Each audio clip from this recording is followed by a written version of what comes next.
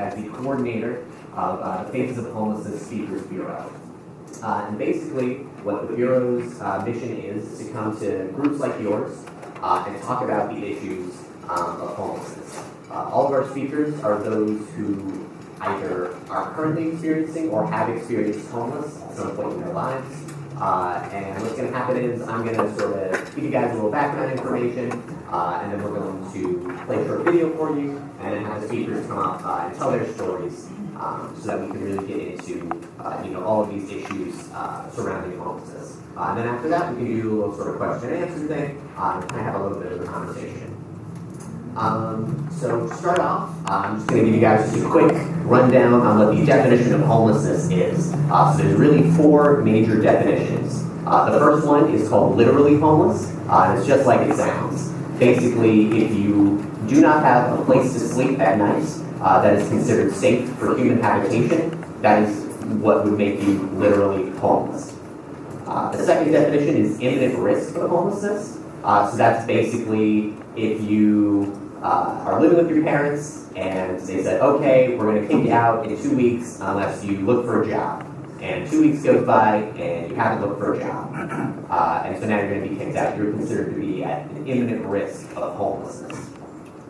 Then we also have homeless under other federal statutes. That covers a number of different categories, but it's mainly applied to youth homelessness. That's anyone under the age of 25 who is homeless.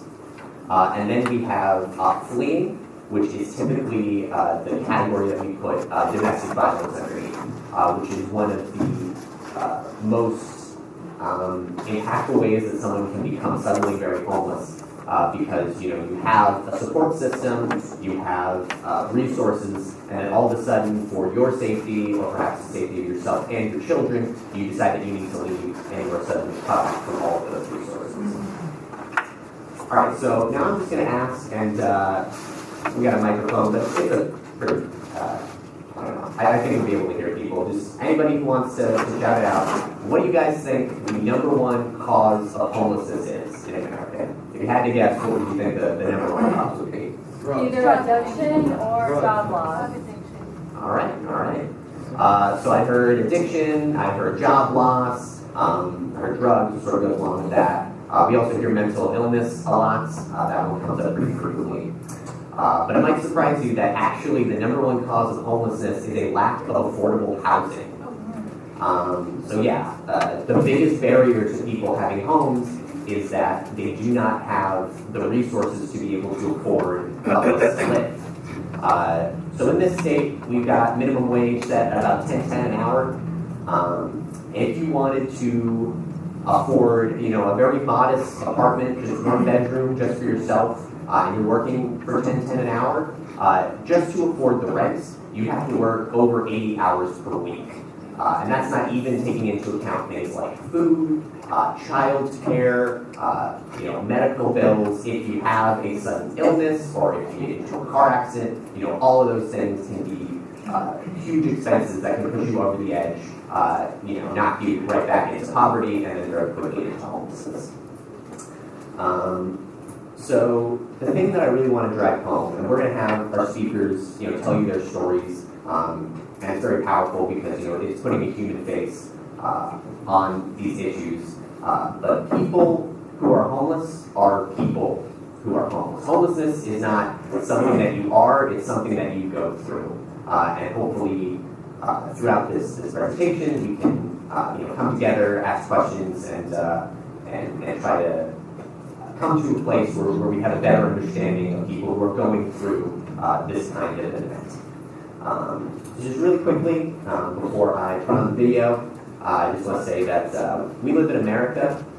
We're the richest country in the history of the world.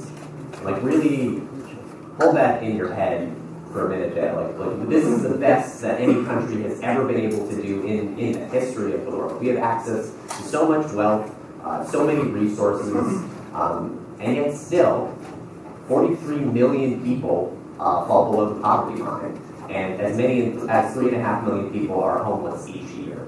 So clearly, some disconnect is happening between the way that we're trying to address homelessness and the actual results that we're seeing. Alright, so I'm gonna put on the video now for you guys, and then we're gonna introduce our speakers.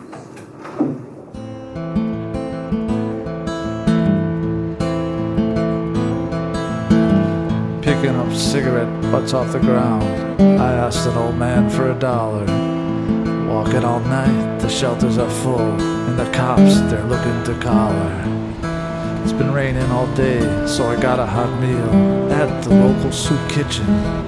I tried for a job, but I couldn't find work, 'cause I'm not in working condition. Walk a mile in my shoes, walk a mile. Walk a mile in my shoes, walk a mile, walk a mile. Walk a mile in my shoes, walk a while in my shoes. Walk a mile, walk a mile.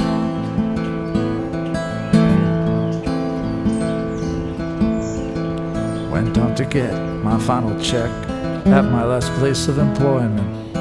I would gamble away most of my pay, but at least it gave me enjoyment. Went to the park, stayed there till dark, but the old man kept repeating his story. He said, I fought in the war, don't remember what for. Take a look at what's left of my glory. Walk a mile in my shoes, walk a mile.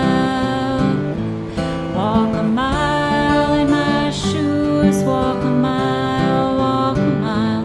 Walk a mile in my shoes, walk a while in my shoes. Walk a mile, walk a mile.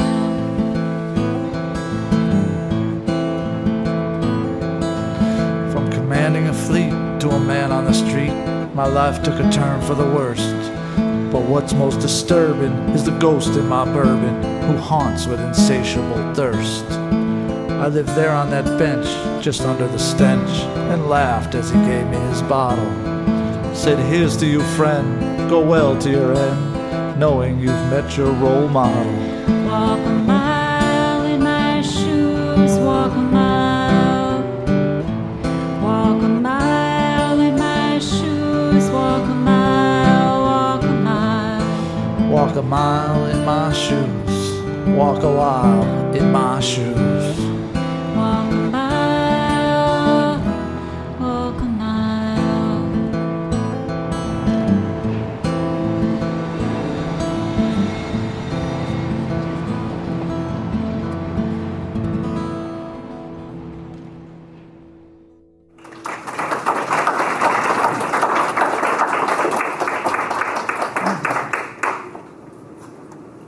Can I say a couple words about the video?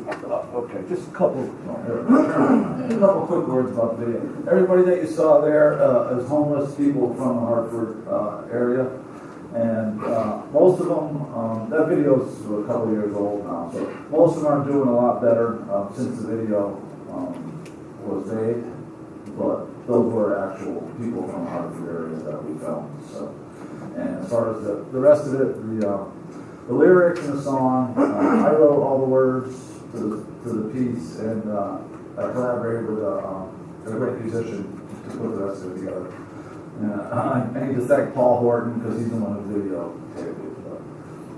But that's all right. Alright, so we're going to hear from Ralph in just a little bit, but first I want to bring up Sal, who's going to be our first speaker, and going to share his story with you. Sal?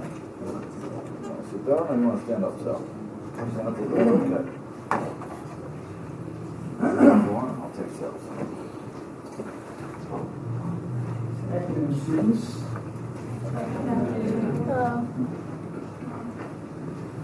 My name is Sal, and I was once homeless myself.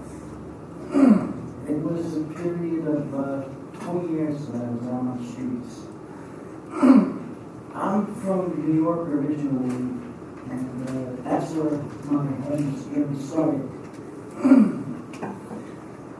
It started in January of 1995. And the reason why it started, well, I'm going to start at the beginning. I was once I had a job. I worked at a place for 11 years.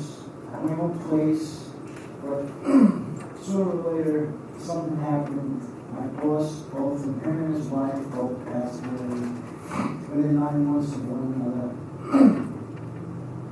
And the company that I worked for 11 years closed down. And lo and behold, I had to go back and move in with my mother and stepfather, which was no picnic. I spent quite a few years, about a year and a half, collecting unemployment until that ran out. And I'm going to fast forward a little bit. And in March of 1994, my mother had come down with cancer. It was cancer of the pancreas, and which is the toughest form of cancer that anybody can ever get because you can't survive. So in November of 1994, November 2nd of 1994, my mother passed away. About a month later, I had a major falling out with my stepfather. It was one of the biggest, I think, blow-ups of the neighborhood that I lived in ever saw or heard. And he told me in January of 1995, you're going to be out on the streets because I couldn't find a job, I couldn't do this, that, and the other, and he threw me out of the house. So he said, I was the reason my mother got sick, I was the reason why she got worse instead of better, and I'm the reason why that she was taken away from us. He said to me that I drove her to her own grave. And I looked at him and I said, what, are you crazy? So I spent, on January 1st, 1995, I saw myself out on the streets. I couch sat a little bit. I stayed with friends for a little bit. I even stayed with a couple of relatives for a while, but that was, I couldn't tell them what condition I was in. So I roamed around for a while. In 97, I ended up getting sick, spent 2.5 months in the hospital, which resulted in me losing part of me.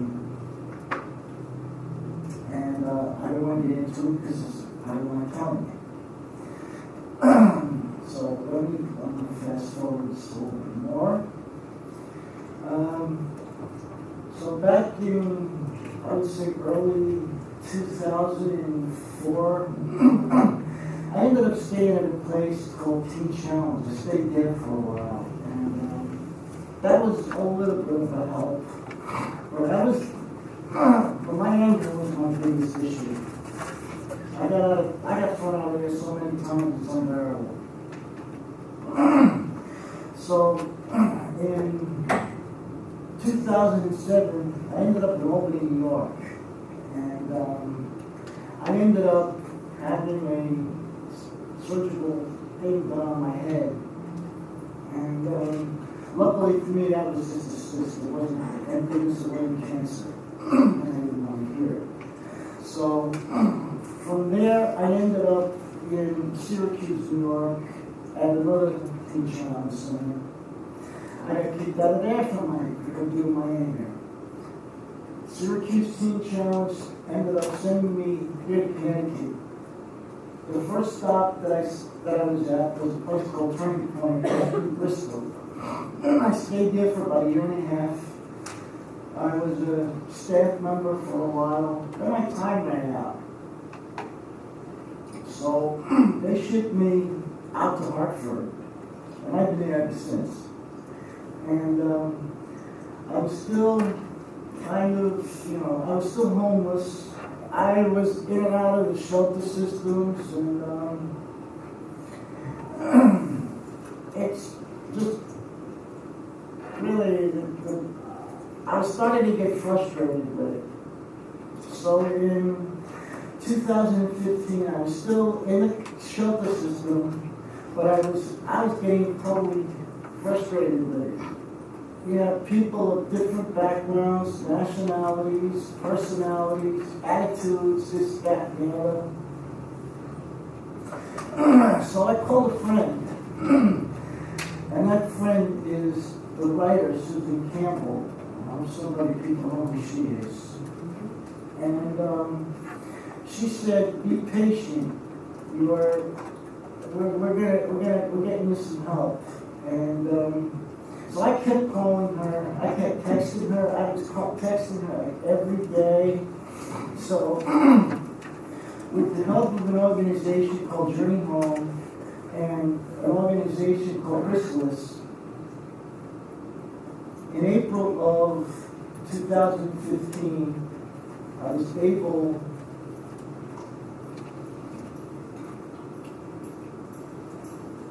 I ended up getting these.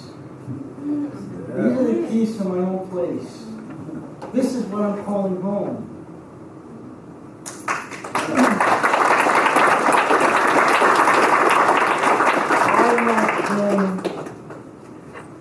I've been attacked. I had a gun pointed at me. I had a knife at my throat. I nearly had this arm busted.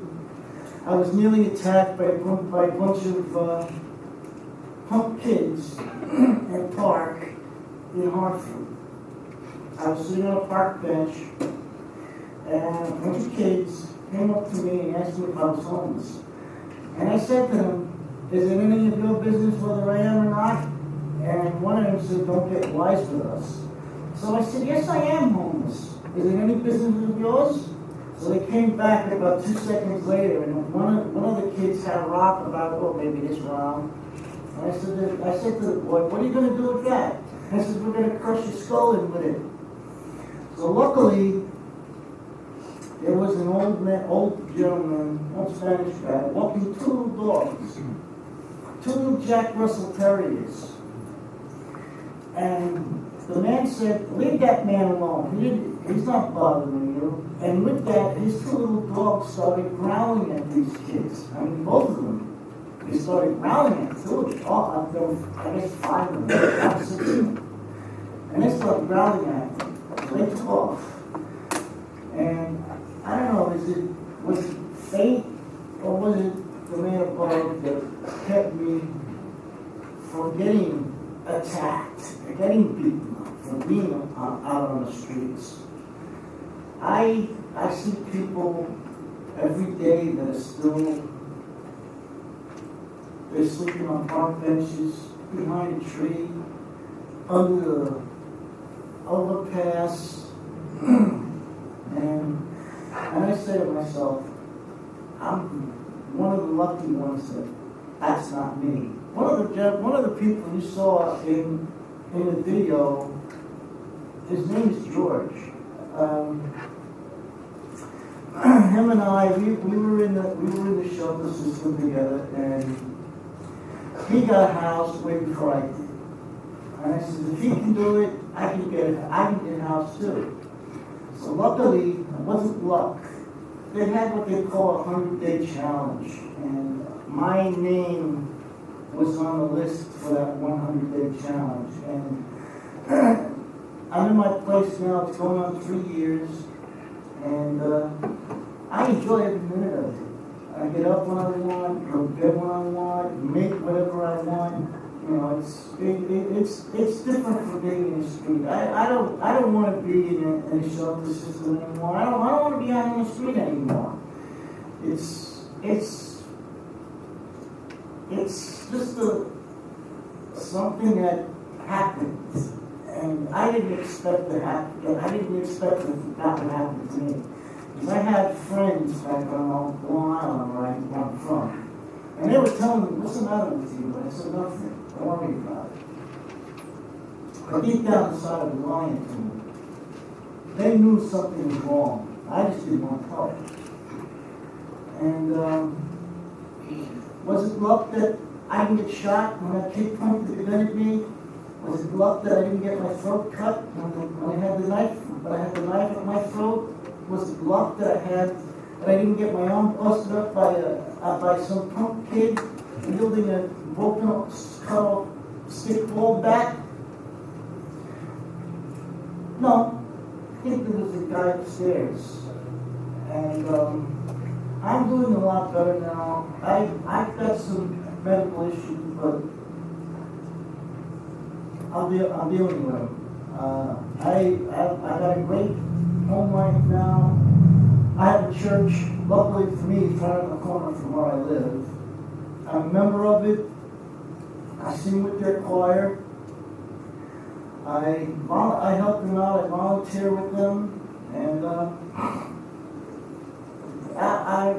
one thing I am really I'm trying to get. Hopefully, one of these days, I'm going to get myself employed again. I've had 2 part-time jobs. I work at Walmart. I work for a Burlington Coat Factory, and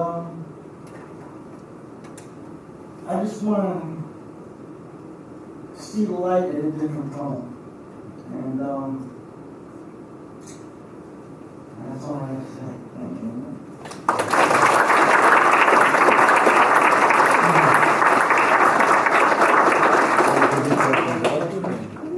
Anybody got any questions? If not, we can wait until the end. We're going to hear Ralph's story too, and we can do them all together. Yeah, why don't we do that? All right, and so now I'm going to bring up Ralph, and he's going to tell you guys his story, and then we can go into questions. Thank you again, Sal. My name is Ralph, and I feel very, very lucky to be here today. I'm very lucky.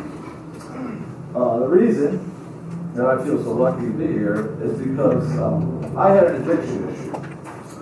And it was about 10 years of my life. It started after I got into a car accident, which was not my fault, but these things happen. And I got addicted to pain medication, and that led down a very, very bad road. So my story does entail an addiction component, but I soon discovered when I got on the street myself that there is so many other reasons why people end up out there. And I saw a lot of young people when I got out there, and a lot of their reasons are a lot different than what people think, because a lot of times it has to do with family issues and stuff like that that leads some people to homelessness in short order. So,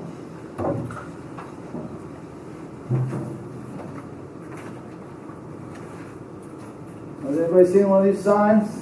Yes. Yeah. Does anybody know anyone who's had one of these signs? Like, have you driven by an exit and seen your friend from high school or something? Okay, well, there was a time in my life when the person holding that sign, it could have been me. And it could have been me that you're driving by. I didn't do it often, but when I got desperate enough, you might see me out there holding a sign like this. So, we'll get back to this sign in a minute. So, when I was young, I was pretty headstrong and didn't want to go to college like the rest of my family. You know, I'm the youngest of 4. I wanted to start my own business. So, I learned a trade, which was auto body work. Never went to school for it, just learned it from getting jobs. The first job was at NACO, and I worked for different auto body shops. So I started my own auto body shop. I was probably about 22 years old. And I scratched and crawled my way up and built a business to the point where I had employees, I had tow trucks that I owned. Eventually, I also had a car collection because I was very good at finding old cars in barns. It was really hard to do nowadays, but I found a lot of very valuable cars in bad condition. Because I used to restore a lot of classic antique cars. So I had a collection of about 10 different cars, 61 Thunderbird convertible, muscle cars. I have some foreign cars in my collection, Porsche, all different cars, different states of disrepair, but it was my own personal collection. And as I built the business up, I was able to buy the building. I had an attorney who was a car collector who backed me on the mortgage for the building. So I felt I was doing pretty good. And then the economy took a bad turn, and I couldn't hold on to the property, so I had to sell that. And so I started to liquidate the business, and that's when the car accident happened. So after the car accident, I started to get physical therapy and whatnot, and got exposed to opioid pain medication. It didn't happen overnight. I didn't go from taking Vicodin one day to strung out on the street the next day. It took a couple of years, because what happened was after I sold the body shop, I got into another business, and that involved a lot of moving and a lot of physical work. So my back was always acting up, so I went back to the pain medication, and that was about 2 or 3 years after I had initially been exposed to it. So it didn't happen, just like that, but it happened. So I got addicted to pain medication, and then that led down a bad road, and I got addicted to heroin. When I say I'm lucky to be here, I'm telling you, I'm lucky to be here, because during this process, about 5 or 6 people that I used to roll with are no longer here because of opioids. So I feel lucky just to wake up in the morning. Every day is a holiday. That's true. So everybody knows that addiction involves relapse. And my journey involved relapse as well. I struggled to get clean. I went to rehabs. I did the things that people are supposed to do. I tried to get into programs on my own, but I couldn't do it. One of the reasons I couldn't do it is because the 30-day programs, a lot of them, the beds were taken by homeless people who needed a place to go in the winter. And so they would go into the rehab, which just speaks to the fact that there's not enough places for people to go. So I would go into the 7-day rehab, and I would never be able to get into the 30-day long term. Sometimes I would try, sometimes I would get in and just fall back. But anyway, so this process continued for a number of years, and in all about 10 years of my life. And when you start to go downhill as far as losing your stuff, it all goes quick. Like all the stuff that you built up for 10 years prior can be gone in literally less than a month, So everything just went to the point where I was living on the street. People, Sal, George, these are all people that, I met. I was out there on the street trying to survive. And it happens in stages, I went from an apartment to couch surfing to living in the car. And living in a car is extremely difficult because nobody wants to let you park on their property. Even places like, what's the place where people go to put their cars? The commuter parking lot. Yes, the commuter parking lot. Even places like that, which you think would be perfectly good for sleeping in your car, is not. So the police inevitably come, they wake you up in the middle of the morning with a flashlight in your face, ask you for your ID, and I guess it's just their job, so I'm not disparaging anybody. Everybody has a job to do. But it's really hard to find a place to park your car and sleep. So I remember one particular time where at this point I was in the car with my girlfriend at the time. We were both living in the car because she was an addict as well. And there was one time where the car was parked in Hartford, and amazingly it did not get towed. I don't know why, but it had a flat tire, it had a broken window, and we were living in it with all our stuff. And during the day we would go out and try to do whatever, and at night we would come back to the car. So the car was essentially home, But I remember one time waking up, and of course when you have addiction, you have to deal with being sick and withdrawal. And my addiction got to the point where it had nothing to do with getting high. Like getting high was not even part of the option. It was just a matter of what can I do to feel normal today? And unfortunately, I had to have something, some opiate, just to feel like I could function. So when you wake up in the morning in your car, it's 20 below zero, you're freezing, and you're sick, you're physically ill, and you haven't eaten. It's pretty rough. So I remember this one time where I had no idea what I was going to do. I woke up really sick, really cold, and I just made my way up to downtown Hartford, hoping maybe the soup kitchen was open, but it was so early in the morning. It was, and I just happened to walk by Dunkin' Donuts, and a gentleman stopped me, and he said, "Excuse me." He said, "You look like you could use a cup of coffee." And I'll tell you something. A cup of coffee might not mean a lot, but to me at that moment, a cup of coffee was a glorious thing. Because it wasn't just the coffee, it was the fact that he understood. I didn't have to ask him for anything, he just offered it. So I tell that story a lot because it's a story about a cup of coffee, but it's really about one human being treating another human being with compassion.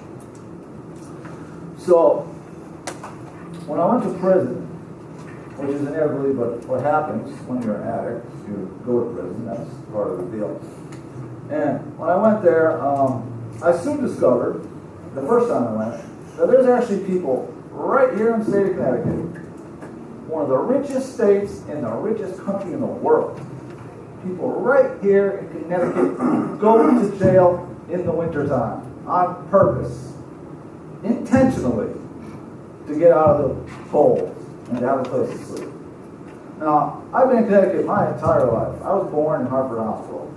When I went to prison and saw that, I was truly shocked. I was truly shocked. They have an expression for it. They call it throwing the brick, as in the brick, but also they throw a rock through a window, get a little misdemeanor, get locked up, they have a hot cot, 3 hots in a cot for the winter. That's pretty sad. I mean, as a society, we must be able to do better than that. Let's face it, we must be able to do better. So, I went to prison, and for a lot of people, prison is a bad thing. Well, for me, it wasn't a bad thing. For me, it was a good thing. Dude, I had a cold. Like half the rest of the world. So I went to prison, and when you go to prison, there's the food they serve you, and then there's the commissary list, which is where all the other stuff, the cookies, the candy, the ramen noodles, and the coffee, the good coffee. Because the stuff they give you in the kitchen in prison is called chicory. It's not even really coffee, it's fake coffee. Doesn't really have any caffeine in it. And it tastes like, I don't know, like a mud puddle, maybe worse than that. I don't know. But it's not good. And the food is horrendous. So, one of the worst things about prison is the food and the fact that they don't give you enough of it. Everybody's hungry all the time. So, I was hungry, and I didn't have any commissary. So you also find out in prison that whatever skill you might have that you haven't used in like 20 or 30 years, it might come in handy in prison.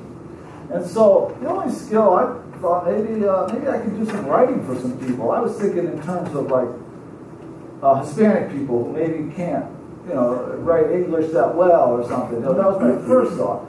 But as it turned out, somebody was having a poetry contest for their girlfriend to see who could write the best poem for their girlfriend. And they were going to provide that person with a cup of coffee.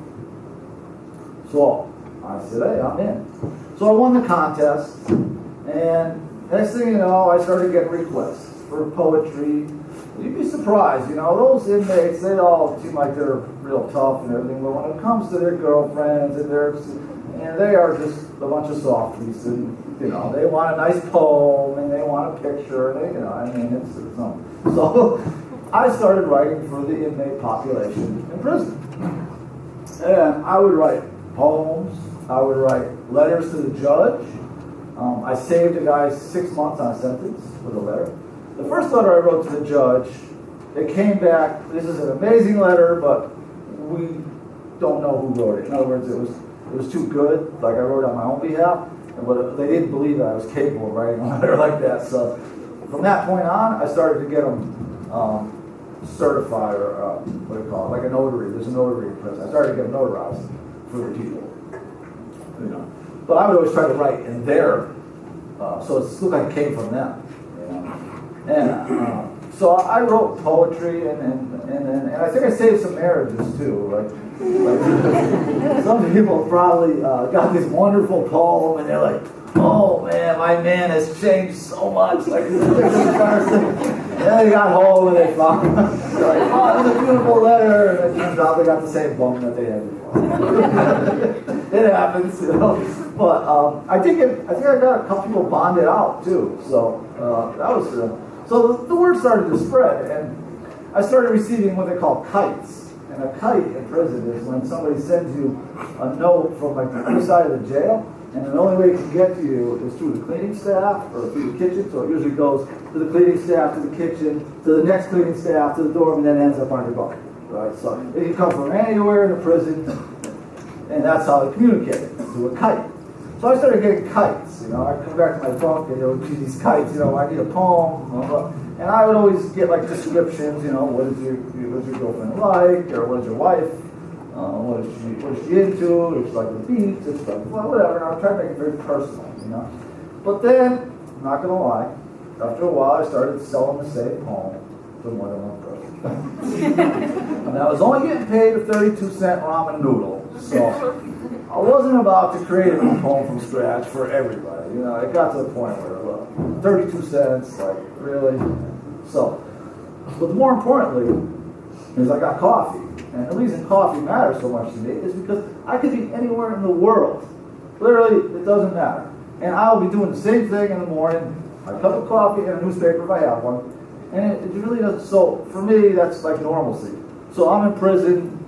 A lot of people have newspapers. Some people get subscriptions actually in prison. You might be surprised to know that, but people do have subscriptions that are concurrent in prison. So I would get a newspaper and a cup of coffee, and I'd feel like I would just feel like anywhere else in the world. So after going through this process of getting clean for a while and then slipping back, and going around and around in circles for a while. Eventually, the last time that I fell back again, I really was ashamed of myself. I really couldn't believe, you know, I had maybe a year or maybe 8 months clean time. I couldn't believe I let that happen again. And I did not know how it was going to end. I was in a place, a very bad place, and any day could have been my day. I'm not going to lie. Fortunately, I got arrested. And that literally saved my life. Because when you go to prison, sometimes it forces you to do things that you cannot do on your own, even if you have tried. So I was going to detox in prison whether I wanted to or not. There was no choice about it. It was going to happen. It may not have been the most comfortable detox in the world, but there was no doubt about it. It was going to happen. So when I got out, I knew I had to change a lot of things, and I had to change my behavior first of all, and make sure I didn't fall back into the crowd. So I wondered how I could use that writing skill out in the world to maybe, you know, do something else. So fortunately for me, Hands on Hartford was having an event at the Hartford Library, and it was the first time they had ever done it. It was called the Day of Sharing and Caring. And I walked into the library, I saw the sign, I went back there, and they had a spread, like you sat down, they fed you a nice chicken dinner with all this trimming, and they also had entertainment, they had a guy playing piano, and then they had a bunch of speakers, and when I listened to the speakers, I said, wow, these guys really get it. Like, the thing about homeless is a lot of people make it very one-dimensional, which is what we talked about earlier, the stereotype. And I knew from my own experience, it was not one-dimensional at all. It was complicated, and there was a lot of reasons why people end up in those situations. Okay, so when I heard the speakers speaking, I said, wow, these guys really, really get it. Like, they understand that it's not just one problem or two problems or three. You know, it's a lot of things. So I wanted to connect with some of these people, and so they had an open mic, and they invited me to do a spoken word piece, which I had written for my daughter while I was in there, and so I did the piece, and then they invited me to join this newspaper. Am I taking too much time? Keep going. So they invited me to join this newspaper. I have some up here, if anybody wants one. And this article right here, don't blame the poor. Here, let me know. And that's I wrote it. So I've been writing for this paper ever since I got out. This paper is a very unique idea. This is the type of thing a small thing that somebody can do, you know, create to help a lot of people. Because all the people who write for this paper that contribute to it are homeless, disenfranchised, impoverished, addicted, however you want to look at it. But that's the content. The people who deliver the paper are also in that situation. So everybody gets a stipend. It's not a lot, but it's a way for people to make a couple dollars. For me, since I like to write, and I found out the value of writing, it was a good fit. So I started writing for them. Now, little did I know that they also had another program. It's called the Bot School, which stands for Beat of the Street, Bots. So the Bot School, I started going there just to make sure I stayed out of trouble. Like, there was I didn't have an agenda. Like, I didn't have the luxury of having a goal. All I had was a direction. And the direction was 1 foot in front of the other. Wherever it leads me, really. I didn't know what I was going to do. I had, no car, I was felony, So this was a direction.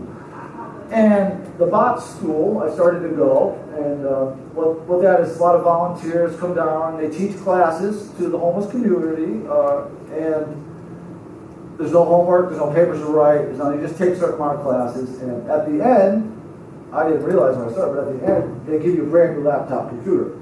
So, I know, right? So I'm 50 years old, not computer literate, I've been exposed to computers, but I really, way, way behind the 8 ball on that.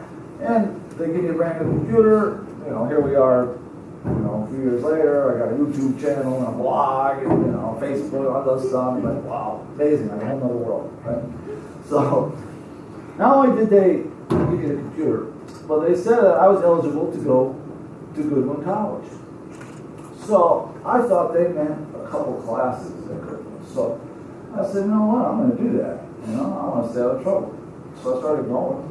And they said, well, you keep on going and get a degree if you want. I said, well, that's amazing because Goodwin is not free. It's a fancy school. It's a private school. So I took them up on it and I kept going. So here we are. Well, let's see. That was 2012, right? 2013 I got out, right? So now we're in 2018. So it's been 5 years. Okay, so I've been clean and sober, I don't know, maybe 6 years or so. I don't really count. I just make sure I don't fall bad. That's all I'm worried about. I'm not worried about how long it's been. I'm just worried about making sure it doesn't happen again. So I went to Goodwin, and I'm going to show you what happens. The old sign here. There's a little.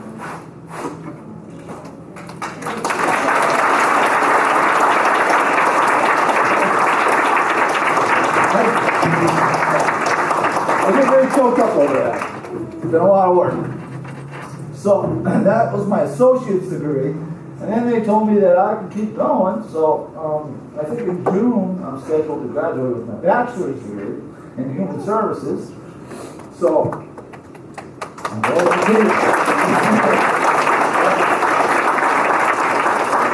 hopefully from there, I want to go on to law school.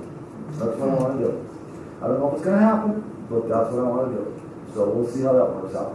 But the funny thing is, all the times when I went to AA meetings and NA meetings, and they would say, do the right thing, and the right thing happens, Well, I found that's true, You just got to take small steps in a direction. But the thing is, while I was figuring my life out, there had to be some places that kept me alive, you know what I'm saying? And those were soup kitchens, and those were people handing out sandwiches in the park. Those were programs like this. All those things sustained me until, I was able to sustain myself. So I am extremely grateful. I'm grateful to be here. I'm grateful that there's organizations like Hands on Harvard. And I'm grateful that there's students who have an interest in this field. Because, excuse me, when I lost all my stuff, I realized it wasn't stuff that kept me alive. It was all stuff that did for me was get me another bag of dope. It wasn't stuff that kept me alive through all this process. Excuse me. It was people.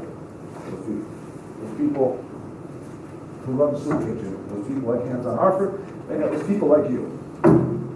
People who care. And if there's any message that I want to leave you with today, it's that it's not always the biggest thing you do that makes a difference in someone's life. It could be something that you consider very insignificant. But it all matters. The big stuff and the little stuff. They all have to work together. Because there's a lot of people out there with a lot of different issues. And we certainly can't solve them all. But in the name of basic humanity, we can certainly do much better than what we're doing now. I know that for sure. So, I just want to say thank you. Thank you for listening. Thank you for being here. And most importantly, thank you for caring. Thank you.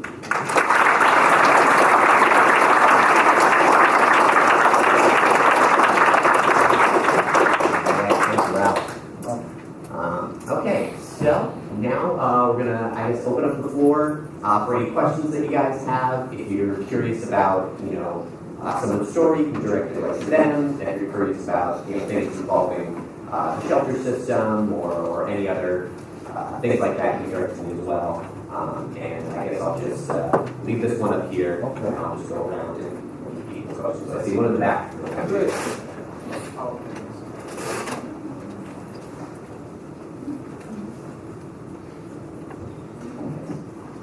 So when it comes to organizations, nonprofits that are meant to help the homeless, it seems as though a lot of people are resilient to not only contribute their time and their resources, but even on a smaller scale. And what prompted me to ask this question was when you held up your sign, we see people like that everywhere. Right. And I feel like too often people are resilient to contribute, the few cents that they have in their car to someone who is homeless because they are convinced that the homeless community will use it towards something like drugs or alcohol. Right. And that's their response for not helping. So what would your message be to the people who think that their few cents won't go a long way or it won't be used or allocated the way against their way of thinking? Okay, if I understand your question correctly, you're asking what I would say to somebody who was wanting to give but wasn't sure about if their money was going to be used. Yeah, right? So like a scenario, an example would Yeah. be you drive to an intersection and you see somebody holding a sign. Right, okay, I got you. So we get this question a lot, and it's a really good question. As a person who was out there, like I said, I didn't do that too much, but anyway, let me get back to the question. Yeah, so, okay. So my feeling on this question is, once we let go of the money or whatever it is, we're letting go of it. And if our hearts tell us that it's something that we should do, then we should go ahead and do it. I don't think anybody should get in a situation where their own safety is in jeopardy or trying to help somebody. Yeah. But as far as if you want to help, and you see somebody who looks like they need help, and you are debating in your mind, well, if your heart tells you, that you want to help them, then that's kind of about you, right? That's not about them. That's about you. And it's about you wanting to be a good person. It's about you wanting to help society. It's about you wanting to help people who are in need. So you're doing the right thing. Anything that happens after that is really out of your control, and you just let go of that. So that's how I view it. Maybe AJ has something else to add. Yeah, just to add to that real quickly, I think I totally agree with Ralph. If you decide that you want to give somebody, you know, a few dollars as change or whatever it is, you know, the goodness of that act is you giving that to that person. And you give it without strings attached. Whatever happens after that, that's as Ralph said, it's out of your hands. They can use it to go get a sandwich, they can use it to go get drugs if that's what they feel that they need in that moment. You know, it's not our job to judge or to say, you know, here's the dollar, but you have to go use it for X. And again, you know, don't try to put yourself in a situation where you feel unsafe. But I think also, even if you aren't in a position where you can't give something as simple as, you know, looking someone in the eye, asking them if they're okay, you know, a small conversation, that can really mean the world. Just acknowledging someone's humanity. Absolutely. Yeah, you don't always have to give money. You know, you can give time, you can give food, you can just give love from your heart. It's just a response to that. I was also going to say my opinion on it. Of course, it's just opinion, but it's just as rewarding as not giving money to, because you can be saving someone's life at that moment. So you can either give or not at that moment, because, like I said, if you were to give that money and you were going to use it on drugs, you could be saving that person. So it's just as rewarding. As long as you're giving, you know, in a safe area, safe environment, safe organization, as long as you're doing the right thing for other people. There's other ways that you can help. Even with students here, like, you know, who are homeless, we can give our books that we had last semester to kids who are homeless and need books, you know, this semester. And just like being a helping hand to everyone. But, you know, with something like someone in the street, sometimes you have to give that responsibility to someone who is a professional. Thank you. Thank you for those comments. I just want to say one other thing about that. When you see somebody with the Salvation Army hand and you put money in it, you don't know where it's going. You don't think about it. You just do it. But because the Salvation Army has credibility, you give. But what I'm suggesting is give without judgment. If you're going to give, and reserve your judgment. Just give because you want to give.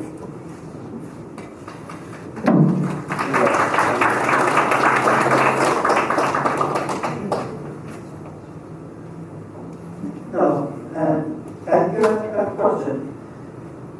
What would your best advice be in case one of us ever ends up homeless?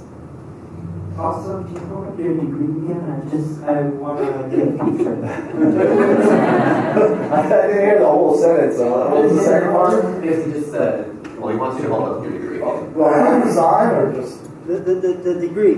Oh, the degree. I love it. Yeah. Absolutely. Done. And then I guess the question was your best advice for if someone were to end up homeless. Like, Right. You have comments on that? Oh.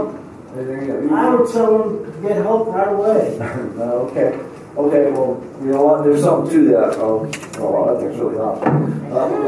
The sooner you can, let people know that you're getting, because there are programs that are designed to prevent people who are right on the edge of getting homeless from becoming homeless. So those programs do exist. And the thing about programs is, somebody has to think of these. Somebody has to say, like this newspaper, it didn't come out of thin air. This was an idea, and that idea turned into action, and that action changed my life. Just like the Speaker's Bureau and everything else. So, yeah.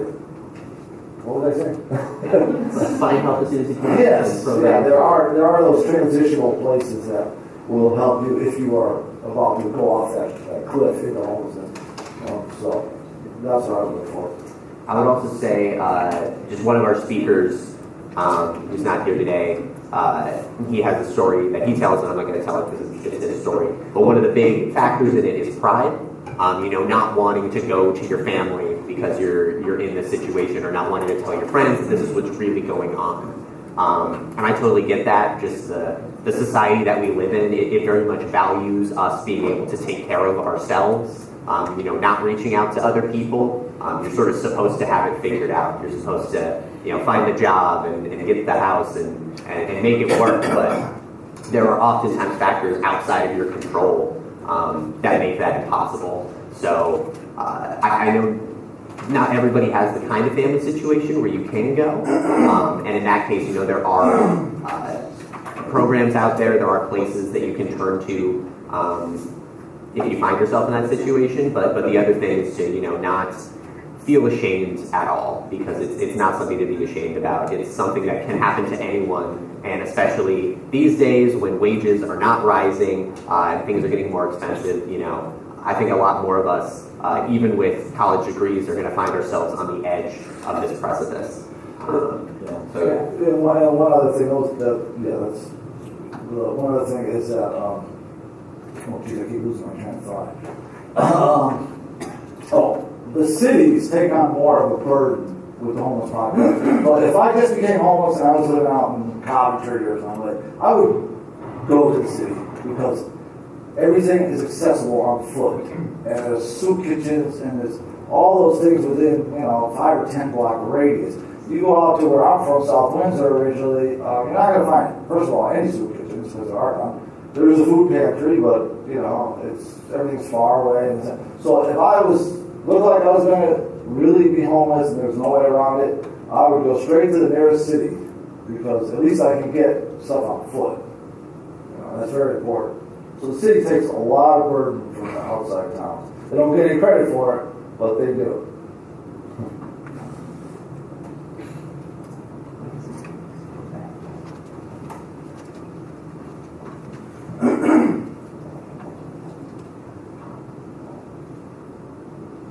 So my question was about the opioid epidemic that we're going through in this country, and if you have any advice that you think would kind of put us toward a solution, because it's definitely it feels like it's getting worse. Yeah. And since you went through something like that, I feel like we've had some insight. Okay. So,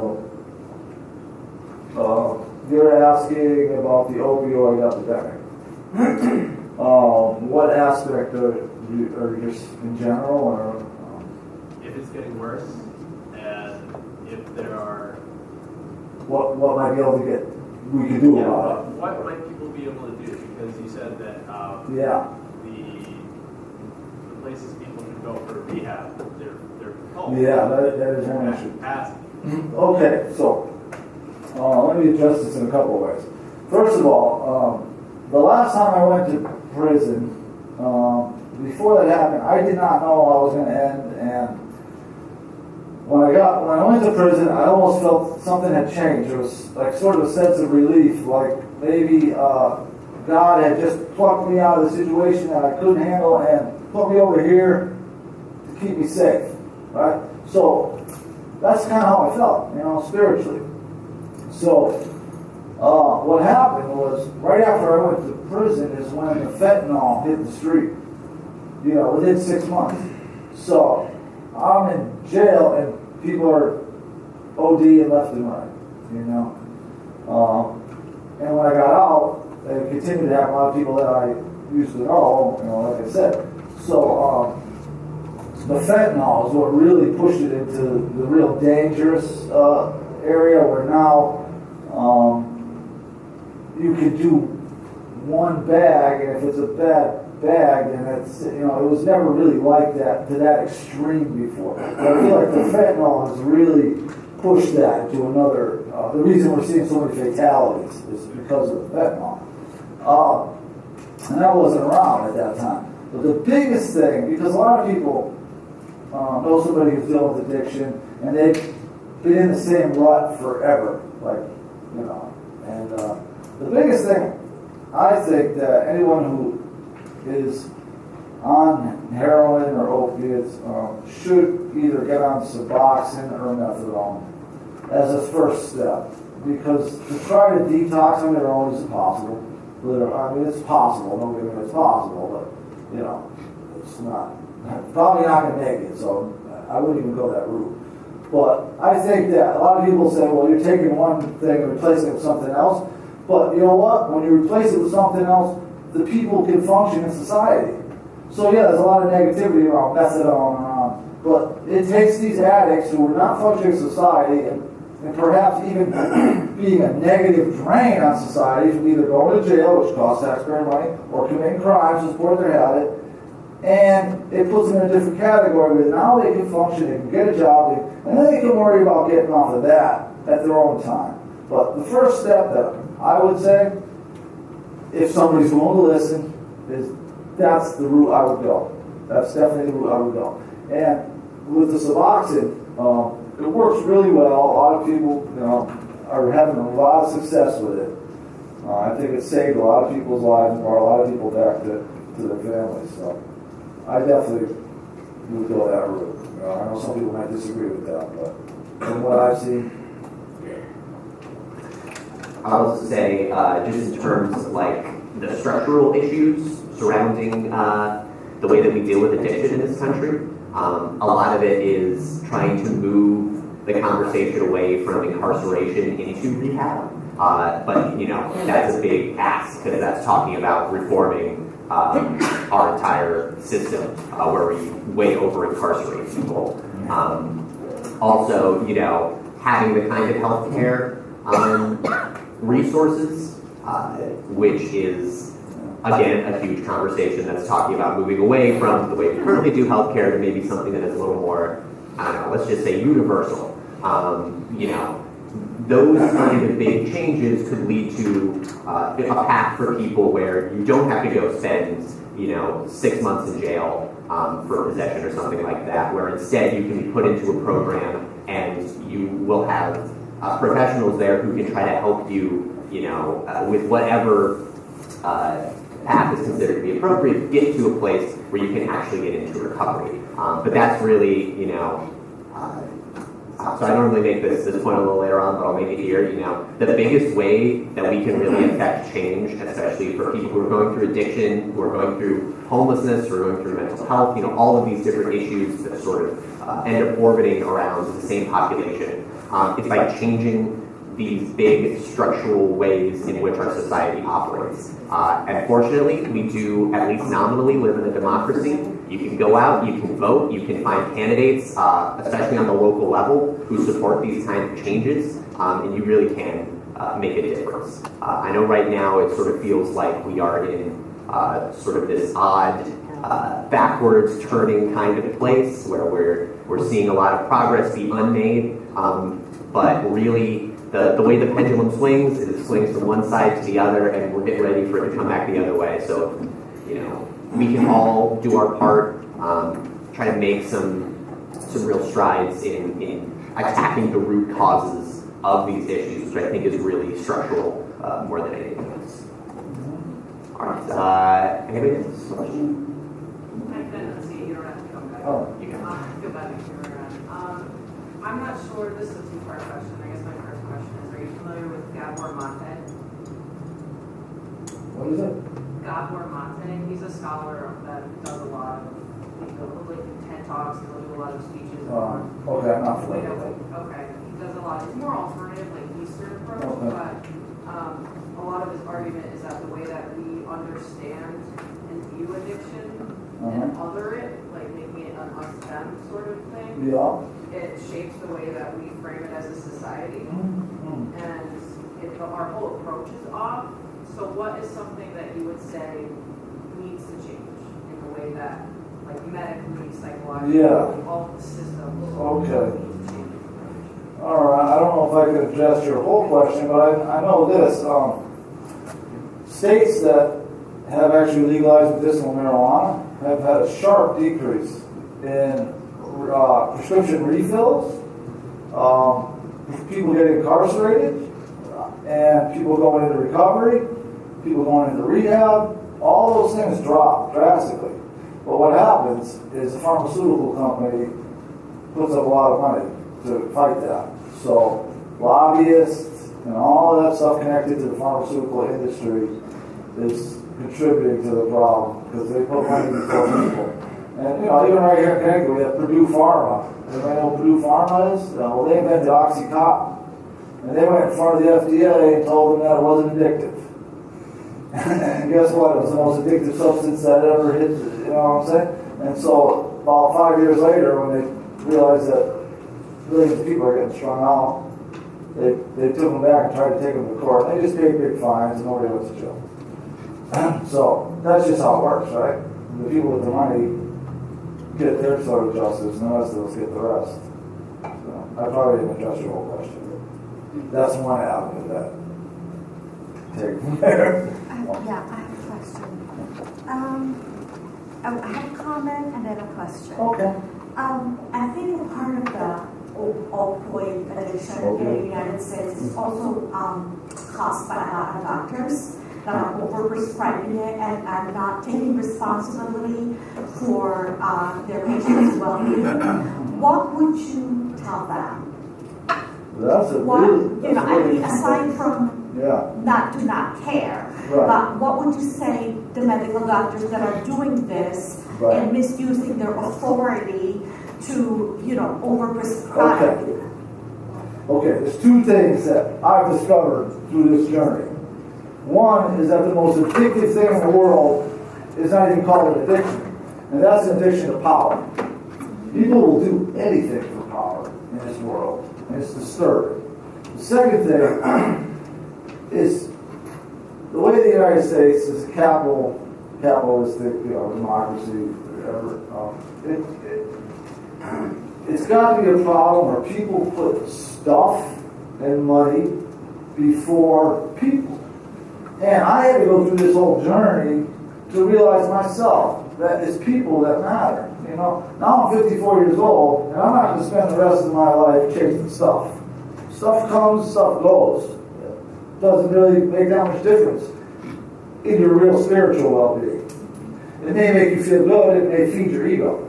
But a lot of people in this world, not just in the United States, spend an awful lot of time trying to build monuments to their ego. Right? Do we really need 10 houses when every one of them has 50 rooms?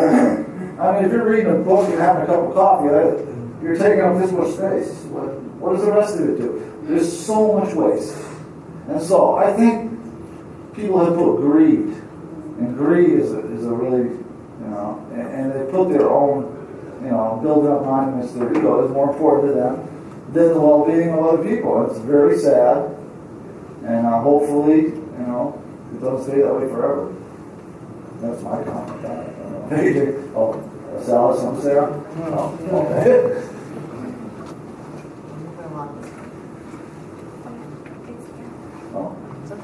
I was just going to say that this is our first year we actually were able to vote April 21 for the millennials, and it was really hard to see, of course, there's different opinions, but for me, trampling and having this going backwards for our society, but we have plenty more, with a lot of more years to invest in the programs that we want for people who are homeless or people in need. And our time is coming where, we can build the society that we want to build and develop and have a structure that we want for our families and our community. So I would just say keep our head up and but we'll see where it is.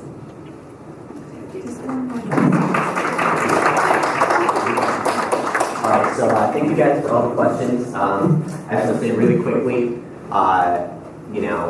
these are some very big issues that we're tackling right here. Homelessness is huge, addiction is huge, poverty is absolutely massive.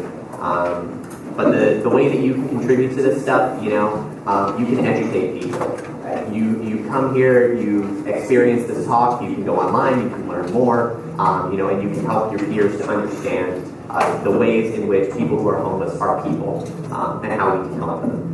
You can donate your time, you can donate resources. There's plenty of places within your own communities. If you ever want to come over to Hartford, there's plenty of opportunities to volunteer. You can do, sock drives and coat drives in the winter. Food drives are always great. You can also advocate. So obviously being involved in the political process is a great thing to do, and I absolutely encourage you to do that. I do technically work for the federal government, kind of, so I have to sort of tiptoe around things, but you guys do not have to. You can make your voices heard and say exactly what you want to say, and really get fired up, and use this political process, which is flawed, but it is still a tool that we can use. And then most of all, you guys can innovate. So we do not have all the answers up here. These are two people who have had some really intense experiences, and they can share, a very personal story. I have my, perspective on it, but none of us have the silver bullet that's going to bring all of this home. So any one of you in this room could come up with the next great thing that's going to help, all of these people who really do need your help. So thank you guys so much for having us.